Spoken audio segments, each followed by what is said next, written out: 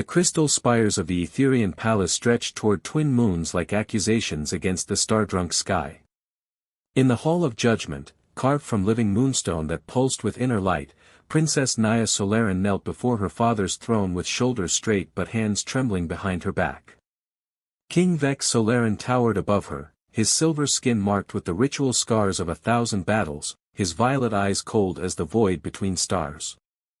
The ceremonial warcloak draped across his shoulders whispered with each breath, woven from the silk of conquered worlds. You weep for our enemies, his voice echoed off the crystalline walls. You question our methods. You show mercy where strength is required. He descended the steps slowly, each footfall like a judgment. I raised a warrior princess. Instead, I have a poet who dreams of peace. Naya's throat tightened. Father, compassion is not weakness. Silence. The word cracked like a whip. You are 23 cycles old, Naya. Your cousin Lyanna has conquered 2 systems. Your sister Vera leads our finest battle fleet. And you. He gestured dismissively. You spend your days in the healing chambers, reading ancient texts, questioning every military decision I make. The princess lifted her chin, her sea-green eyes meeting his. Perhaps there are better ways to lead than through fear and conquest. A terrible smile played across the king's lips. Then you shall have the opportunity to test that theory. Far from here. Far from my court. Far from anything that matters. The great doors groaned open, and Naya's heart sank as she realized what was coming. This wasn't just another lecture about her failings. This was something final. I am giving you to a human, King Vex announced. Under the old marriage contracts. A binding that even I cannot break. The words hit her like a physical blow. Father, no. Not the humans. They're so primitive. This one has served our military interests adequately. He runs supplies through the contested sectors, asks few questions, takes dangerous contracts others won't touch. The king returned to his throne. His name is Dex Hartwell. A pilot. You will be his wife and his burden, as you have been mine. Naya rose to her feet, her ceremonial gown rippling like liquid starlight. I am your daughter. I am Etherian nobility. You cannot simply. I can. I have. The contracts are signed, the dowry transferred. You leave within the hour. The throne room fell silent except for the distant hum of the palace's energy systems. Naya felt the weight of centuries of royal blood in her veins, the expectations of a warrior race that had never understood her gentle heart. But beneath the hurt and fear, something else stirred. Something that had been waiting for this moment without her knowing it. What if I refuse? King Vex leaned forward. Then you will be stripped of your titles, your inheritance, your citizenship. You will have nothing and no one. At least this way, you have a purpose, even if it's only to serve a human traitor. The doors opened again, and he walked in. Dex Hartwell was nothing like she'd expected. The Etherian court portrayed humans as crude, violent, barely evolved. But this man moved with quiet confidence, his brown eyes taking in the ornate throne room without being intimidated by its grandeur. He wore simple pilot's gear, a leather jacket over a white shirt, dark pants, and boots that had seen real use. His dark hair was slightly unkempt, and a day's stubble shadowed his jaw. He didn't bow. Didn't even acknowledge the king at first. Instead, his gaze found Naya's and held it, something unreadable passing between them. Your Majesty, he said finally, his voice carrying a slight accent she couldn't place. I got your message. Though I have to say, your negotiation tactics are a bit unconventional. King Vex's eyes narrowed. You accept the terms. Dex shrugged. Not much choice, is there? You've frozen my accounts, grounded my ship, and made it clear that refusing isn't really an option. He looked at Naya again. Does she get a say in this? She is Etherian. She understands duty. Right. Dex stepped forward, extending his hand to Naya. I'm Dex. I'm guessing you're the princess I'm supposed to marry. Naya stared at his outstretched hand. In Etherian culture, physical contact between unmarried individuals was formal, ritualized. This casual gesture felt shockingly intimate. Slowly, she placed her palm against his. His skin was warm, calloused from years of shipwork. His grip was gentle but firm, and when their eyes met, she saw something she hadn't expected: kindness. Not pity, not lust, not calculation. Just simple human decency. I'm Naya, she said softly. Nice to meet you, Naya. I wish it were under better circumstances. King Vex rose from his throne. The ceremony will be brief.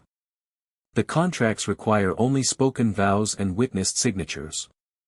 Actually, Dex said, still holding Naya's hand, I'd prefer to do this properly. On my ship. With my crew as witnesses. If we're going to be married, we should at least try to start on equal ground. The king's face darkened. You forget yourself, human. Maybe. But she's going to be my wife, not my prisoner. There's a difference. For a moment, Naya thought her father might order the guards to kill this impudent human. Instead, he laughed, a cold, bitter sound. Very well. Take her. But remember, Hartwell, she is your responsibility now. Her failures, her weaknesses, her foolish ideals. All of it belongs to you. Dex squeezed Naya's hand gently. I can live with that. As they walked toward the great doors together, Naya felt something she hadn't experienced in years: hope. Maybe this human would be just another cage, another form of exile. But maybe, just maybe, he would be something else entirely. The stars waited beyond the palace walls, vast and full of possibility. And for the first time in her life, Princess Naya Solaran was walking toward them with someone who might actually understand her gentle heart. The Wanderer was nothing like the royal ships Naya had known. Where Etherian vessels were all crystal spires and flowing curves, Dex's freighter was pure function: steel corridors, exposed conduits, and the constant hum of aging engines. Her ceremonial gown looked absurd against the utilitarian backdrop as she followed him through the cramped passages. This is the galley, Dex said, gesturing to a small space with a food processor and 2 cramped seats. Kitchen, I mean. And that's the common area. He pointed to a slightly larger room with worn furniture arranged around a holographic display unit. Not much, but it's home. Naya nodded, trying to hide her dismay. The entire ship could have fit in her bedroom suite back on Etheria. Your quarters are here. He palmed open a door to reveal a tiny cabin with a narrow bunk, a small desk, and barely enough room to turn around. I know it's not what you're used to, but... It's fine, she said quickly, though her voice caught slightly. Where are your quarters? Down the hall. Don't worry, I'm not expecting anything from you. Not yet. Maybe not ever, depending on how this goes. He leaned against the doorframe, studying her face. I know this isn't what either of us wanted. Before she could respond, a melodious voice filled the corridor. Dex, are you going to introduce me to our new crew member? Naya looked around in confusion until a holographic projection materialized, a shimmering blue woman with kind eyes and an amused smile. This is Mira, Dex explained. She's the ship's AI. Mira, meet Princess Naya. Just Naya, she corrected automatically, then flushed. She wasn't sure what her title meant anymore. Myra's projection stepped closer, studying Naya with obvious interest. Etherian nobility aboard a human cargo hauler. Now that's a story I'd love to hear. Her voice carried a warmth that reminded Naya of her childhood nursemaid. Maybe later, Dex said. Right now, we need to get underway. I've got a delivery to make in the Kepler system, and we're already behind schedule thanks to your father's negotiations. The next few hours were a blur of preparation. Naya tried to stay out of the way as Dex ran through pre-flight checks, but the ship was too small for her to hide effectively. She found herself hovering awkwardly in the cockpit doorway, watching him work. His hands moved across the controls with practiced efficiency, and she found herself oddly fascinated by the competence he displayed. On Etheria, manual labor was left to servants and machines. Seeing someone of intelligence and obvious education doing technical work himself was intriguing. "You can sit," he said without looking up. "The co-pilot's chair is safe enough." She settled into the seat beside him, immediately intimidated by the array of controls and displays. "I don't know anything about ships. Most people don't. It's not exactly royal curriculum, I'm guessing. We had yachts. Racing vessels. But they were mostly automated." She watched his hands dance across the console. "How did you learn all this?" "Trial and error, mostly. My father was a trader too, until the Hegemony Wars. Lost his ship, his crew, everything." Dex's voice took on a distant quality. "I was 15 when he died. Inherited nothing but debts and a broken-down transport that barely held atmosphere." "I'm sorry." He glanced at her, surprised by the genuine sympathy in her voice. "It was a long time ago. Point is, when you're alone and broke, you learn to fix things yourself or you die in the vacuum." The ship shuddered as the engines came online, and Naya gripped the armrests of her chair. Through the viewports, she watched Etheria's twin moons fall away beneath them, her home becoming just another point of light in the vast darkness. "Second thoughts?" Dex asked softly. "No," she said, and was surprised to realize she meant it. "There's nothing for me back there anymore." The first week aboard the Wanderer was an exercise in mutual awkwardness. Naya tried to make herself useful, but her attempts at help usually ended in frustration. She couldn't operate the food processor without burning everything. Her efforts to clean resulted in accidentally triggering emergency protocols. When she tried to organize the supply lockers, she mixed incompatible chemicals and nearly poisoned the air recycling system. "I'm useless," she said after her latest disaster, slumping at the galley table with her head in her hands. "I can speak 12 languages, analyze diplomatic treaties, and recite the genealogies of every major royal house. But I can't even make coffee."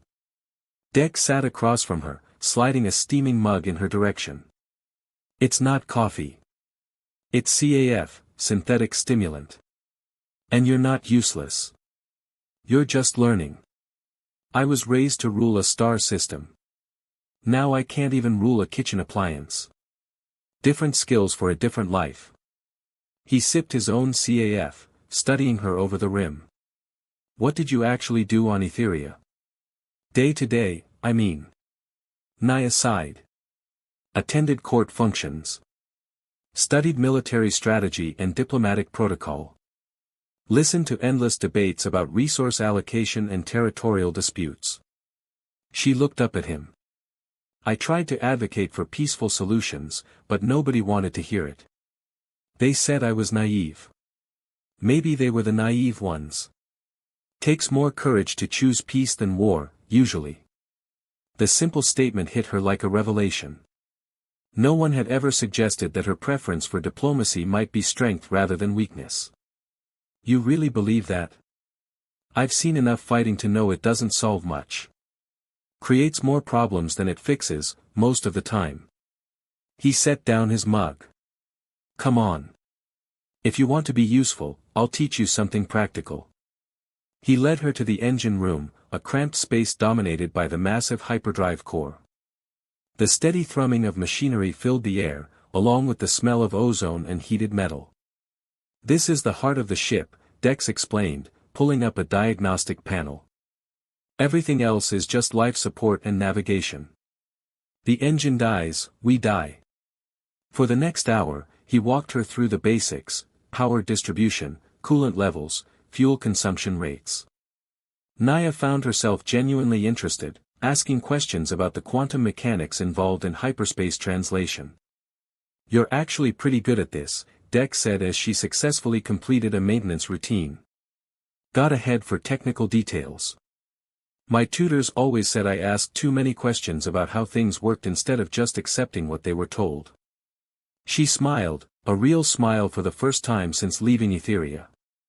I suppose that's not necessarily a bad thing. Definitely not a bad thing. Their eyes met across the engine housing, and for a moment, the air between them seemed charged with more than just electrical fields. Then alarms began blaring throughout the ship. What's that? Naya asked, startled. Dex was already moving, grabbing tools and securing loose equipment. Proximity alert. Could be nothing, could be. The ship shuddered violently, throwing Naya against the bulkhead. Emergency lighting bathed everything in red, and Myra's voice echoed from the comm system. Dex, we've got company. 3 ships, running without transponders. They're demanding we cut engines and prepare to be boarded. Pirates, Dex muttered, helping Naya to her feet. Stay here. Keep the engines running no matter what happens. Wait. Naya grabbed his arm as he headed for the corridor. I should help. I could try to negotiate with them, maybe. No. His voice was firm but not unkind. These aren't diplomats, Naya. They don't want to talk. He squeezed her hand briefly. Keep the engines running. Can you do that for me? She nodded, though her heart was racing. As he disappeared toward the cockpit, she found herself alone with the thrumming machinery and her own fear. The next few minutes felt like hours. The ship bucked and weaved as Dex tried to outmaneuver their pursuers. Through the engine room's small viewport, Naya caught glimpses of sleek attack craft closing in, their weapons charging with deadly light. Then something exploded near the stern, and the lights went out. In the darkness, lit only by emergency strips, Naya heard Myra's voice, main power coupling is severed. Engines are dying. Without thinking, she grabbed the tools Dex had been using and crawled into the maintenance shaft. She'd watched him work, absorbed his explanations. The coupling was just a connection, right? Like linking 2 pieces of jewelry. Her hands shook as she worked by feel in the cramped space, sweat dripping despite the suddenly cool air. Outside, she could hear weapons fire and the groan of stressed metal. But she blocked it out, focusing entirely on the delicate work of reconnecting severed power lines. Come on, she whispered to herself. Come on, you can do this. The coupling clicked into place, and suddenly the engines roared back to life. Light returned to the corridors, and she heard Dex's whoop of triumph from the cockpit. Whatever you did back there, it worked, he called over the intercom. Hold on, we're jumping to hyperspace. The familiar sensation of reality stretching and bending washed over the ship, and then they were in the relative safety of hyperspace, the pirates left far behind in normal space. Naya crawled out of the maintenance shaft to find Dex standing in the engine room doorway, looking at her with something like awe. You fixed it, he said. The main coupling. I couldn't have done it faster myself. She looked down at her hands, dirty, scraped, but steady. I remembered what you taught me. That was more than remembering. That was thinking under pressure, adapting, improvising. He stepped closer, and she could see genuine admiration in his brown eyes. That was being part of a crew. Is that what I am? Part of your crew? If you want to be. Standing there in the humming engine room, covered in grease and glowing with pride at having actually accomplished something useful, Naya realized she did want it. More than she'd wanted anything in a very long time. I'd like that, she said quietly. This time when their eyes met, neither of them looked away. The marriage contract that had brought them together suddenly seemed less like a chain and more like a beginning. Good, Dex said softly. Because I think we make a pretty good team. As the Wanderer carried them deeper into the galaxy, Naya felt something she'd never experienced before, the satisfaction of being genuinely needed, genuinely useful. And when Dex smiled at her, not the polite courtly expressions she was used to, but something real and warm, she began to think that maybe being exiled wasn't the worst thing that had ever happened to her. Maybe it was the best. 3 weeks into their journey, the Wanderer docked at Haven Station, a sprawling complex of interconnected modules that served as neutral territory for traders, refugees, and anyone else seeking sanctuary between the warring sectors. Naya pressed her face to the viewport, marveling at the diversity of ships clustered around the station like metal flowers seeking the same mechanical sun. "Never seen anything like it, have you?" Dex asked, joining her at the observation window. He'd traded his usual work clothes for a clean shirt and jacket, and Naya noticed he'd even combed his hair. "It's incredible," she breathed. "So many different species, all in one place. On Etheria, we rarely saw non-Etherians except as prisoners or servants. That's the beauty of Haven. Nobody cares where you're from or what you've done, as long as you pay your docking fees and don't start fights." He gestured toward the main corridor. "Want to explore? We've got 8 hours before our next cargo pickup." Naya looked down at her simple work clothes, practical pants and a tunic that Dex had fabricated for her after her ceremonial gown proved impossible to work in. "I'm not exactly dressed for whatever this is." "You look perfect," he said, and the warmth in his voice made her cheeks flush pale silver, the Etherian equivalent of a blush. "Besides, fancy clothes just make you a target in places like this." The station's main promenade buzzed with activity. Merchants hawked exotic goods from floating platforms while travelers from a dozen different species negotiated passage or trade agreements. The air hummed with the universal translator's attempts to parse multiple languages simultaneously. Naya stayed close to Dex as they navigated the crowds, acutely aware of the stares her distinctive Etherian features attracted. Her silver-blue skin and pointed ears marked her as clearly as a neon sign. "You okay?" Dex asked, noticing her discomfort. "Just not used to being around so many different people." She paused at a merchant stall displaying crystalline artifacts. "These are beautiful. What are they?" The vendor, a reptilian saurian with elaborate neck frills, slithered forward eagerly. "Ah, the lovely lady has exquisite taste. These are song crystals from the Harmonic Nebula.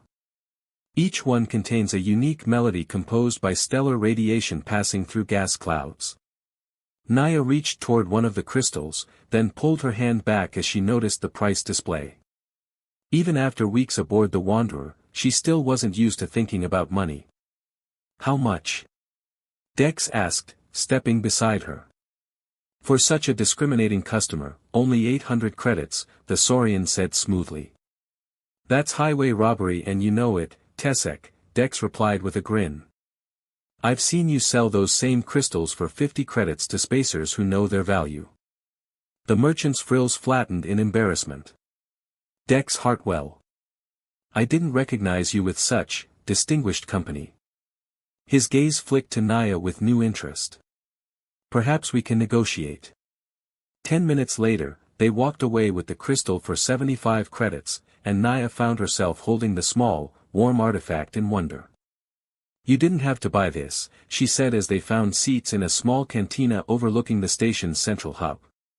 "Consider it a belated wedding gift," Dex replied, then immediately looked uncomfortable at his own words. "I mean, since we never really had a proper ceremony." The cantina owner, a matronly human woman named Zara, brought them drinks without being asked.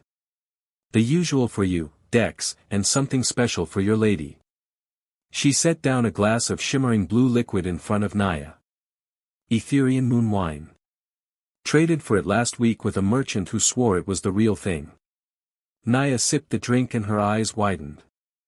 "It is real. I haven't tasted this since." She trailed off, remembering court banquets and celebrations she'd never truly enjoyed. "Since you left home," Dex finished gently. "Since I was exiled," she corrected, but without bitterness. "Though I'm beginning to think that wasn't entirely a bad thing." They sat in comfortable silence, watching the flow of beings through the hub below. The song crystal hummed softly on the table between them, its melody barely audible but somehow soothing. "Can I ask you something?" Naya said eventually. Sure. Why haven't you? I mean, we're married according to the contracts, but you've never. She gestured vaguely, her cheeks darkening with embarrassment. Dex set down his drink carefully. Because those contracts don't mean anything to me. They were signed by your father and witnessed by officials who saw you as property to be traded. He met her eyes directly. If something happens between us, I want it to be because we both choose it. Not because some piece of paper says you belong to me. The simple honesty of his words hit her harder than any romantic poetry from the Etherian classics. And what if I wanted to choose? Before he could answer, a commotion erupted near the cantina's entrance. 3 burly figures in expensive suits were harassing a young Centaurian couple, their voices carrying despite the Universal Translator's attempts to moderate the hostility. Filthy forelegs don't belong in civilized establishments, one of them was saying. Why don't you trot back to whatever stable you crawled out of? The Centaurian male's face flushed with anger, but his companion placed a restraining hand on his arm. They were clearly trying to avoid a confrontation. Charming, Dex muttered, starting to rise from his seat. Wait, Naya said, catching his wrist. Let me try something. Before he could protest, she was on her feet and walking toward the altercation. Dex followed, staying close but letting her take the lead. Gentlemen, Naya said, her voice carrying the trained authority of royal courtly speech. Surely there's been some misunderstanding. The 3 troublemakers turned toward her, their expressions shifting from aggression to surprise as they took in her obvious nobility and exotic beauty. The leader, a heavy-set human with cybernetic implants along his jaw, smiled unpleasantly. Well, well. An Etherian princess slumming with the common folk. His eyes traveled over her in a way that made Dex's hands clench into fists. Maybe you'd like to join some real civilized company instead of defending alien freaks. I appreciate the invitation, Naya replied smoothly, but I'm afraid I must decline. You see, these alien freaks you're harassing happen to be citizens of the Centaurian Trade Alliance, which has defensive pacts with over 30 systems including the Etherian Dominion. Her smile was razor-sharp. Assaulting them would be considered an act of war against my people. It was complete bluff. Naya had no authority to speak for Etheria anymore, but her royal bearing and intimate knowledge of interstellar politics made it convincing. The troublemaker's face reddened. You're lying. No princess would waste time on. His words cut off as Dex stepped forward, his casual movement somehow radiating deadly competence. The lady asked you politely to leave. I suggest you listen. For a moment, the tension in the cantina was thick enough to cut. Then the cyber-enhanced human looked around and noticed that half the patrons were watching the confrontation with interest, including several who looked like they might be security personnel. This isn't over, he muttered, but he and his companions retreated toward the exit. The Centaurian couple approached Naya with gratitude shining in their large, dark eyes. Thank you, Your Highness, the female said. We are in your debt. Not at all, Naya replied warmly. Safe travels. As the couple left, Zara appeared with fresh drinks. On the house, she said firmly. Haven't seen anyone handle bullies that smoothly since my late husband ran this place. Back at their table, Dex looked at Naya with undisguised admiration. That was impressive. Diplomatic immunity as a weapon. Sometimes words work better than weapons. Naya lifted her glass. Though I have to admit, having backup didn't hurt.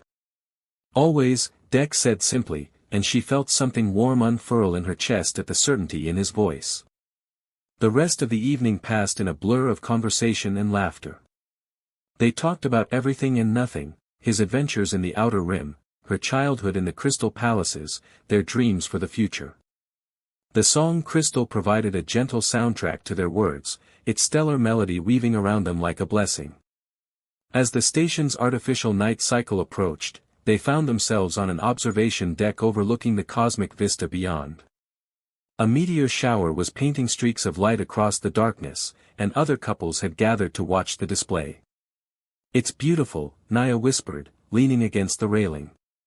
Yeah, Dex said, but when she glanced at him, he was looking at her instead of the meteors. The moment stretched between them, full of possibility and nervous energy. Then, as if drawn by some gravitational force, they moved closer together. Naya, he said softly, his hand coming up to cup her cheek. Are you sure about this? About us? Instead of answering with words, she rose on her toes and kissed him. It was nothing like the formal, ceremonial kisses she'd witnessed at Etherian state functions. This was warm and real and tasted like moon wine and possibility. When they finally parted, both were breathing unsteadily.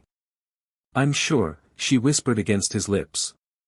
For the first time in my life, I'm completely sure about something. He kissed her again, deeper this time, his arms encircling her as meteors blazed overhead like cosmic fireworks celebrating their union. I love you, he said when they broke apart, the words tumbling out as if he couldn't hold them back any longer. I know it's crazy, we barely know each other, but... I love you too, she interrupted, laughing at the wonder of it. And maybe it is crazy, but I don't care. They stood together watching the meteor shower, Naya nestled against Dex's chest, both of them giddy with the newness of admitted feelings. The song Crystal hummed in her pocket, its stellar melody seeming to echo the rhythm of their hearts. It was then that Myra's voice crackled through Dex's comm unit, urgent and concerned. Dex, I'm sorry to interrupt, but we've received a priority distress signal. A civilian transport is under attack in the Kepler system. They're requesting immediate assistance from any vessels in range. Dex and Naya exchanged glances, the romantic spell broken by the harsh reminder of the dangerous galaxy around them. How far? Dex asked. 6 hours at maximum burn. But Dex, the attacking ships matched the configuration of Etherian military vessels. Naya's blood went cold. My people are attacking civilians. We don't know the full situation yet, Dex said carefully. But if people need help. We have to go, Naya said firmly. Whatever's happening, we can't ignore it. As they hurried back to the Wanderer, hand in hand, Naya felt the weight of her abandoned heritage settling back on her shoulders. She'd found love and purpose in the arms of a human pilot, but it seemed the universe wasn't done testing their bond. The ship undocked from Haven Station 20 minutes later, carrying them toward an uncertain confrontation that would challenge everything they'd built together. But as Naya strapped herself into the co-pilot's seat she'd come to think of as her own, she felt ready to face whatever came next. After all, she wasn't facing it alone anymore.